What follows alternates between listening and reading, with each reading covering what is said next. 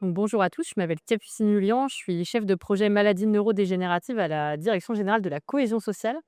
Et cette année, au congrès des unités de soins Alzheimer, je présentais la stratégie nationale sur les maladies neurodégénératives qui a été publiée par le gouvernement en septembre 2025.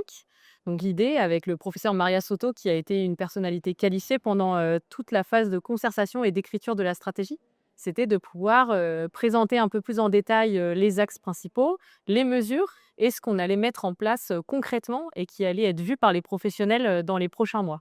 Donc on a pu faire quelques focus. D'abord un focus sur le diagnostic, avec un objectif, clairement affiché par le gouvernement de vouloir, diagnostiquer plus précocement, les maladies d'Alzheimer et les autres maladies neurocognitives, mais aussi, d'avoir une prise en charge plus adaptée. Donc ça passe par des dispositifs, plus nombreux.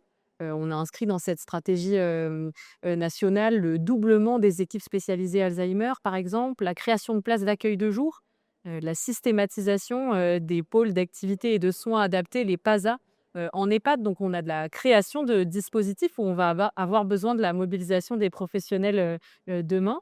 Et l'autre pilier d'une prise en charge, adaptée, c'est aussi, on le sait, le déploiement des interventions, non médicamenteuses pour les maladies neurocognitives.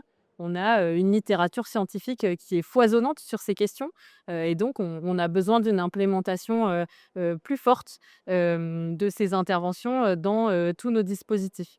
Et enfin, on a terminé, sur un point d'attention, autour des malades jeunes, ces malades qui ont, moins de 65 ou 60 ans selon, les définitions, et on voit qu'aujourd'hui, on a une sorte de trou, dans la raquette, dans la palette d'offres pour eux. Donc voilà, la stratégie nationale est aussi là pour, venir créer de l'offre d'hébergement adaptée pour ces personnes.